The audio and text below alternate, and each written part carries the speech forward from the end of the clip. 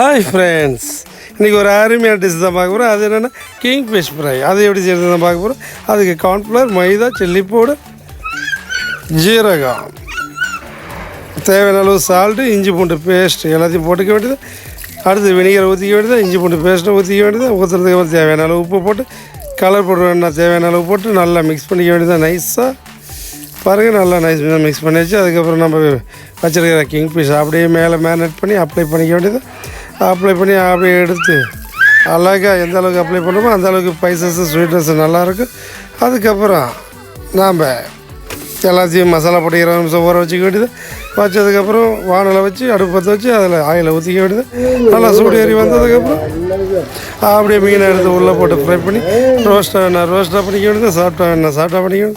அப்படியே ஃப்ரை பண்ணி எடுத்து வச்சுட்டு அது கூட நம்ம என்ன பண்ணுறோம்னா மீனையும் வெங்காயம் ரத்தம் வச்சு அப்படியே சாப்பிட வேண்டியது ஃப்ரெண்ட்ஸ். ஓகே, பாய்.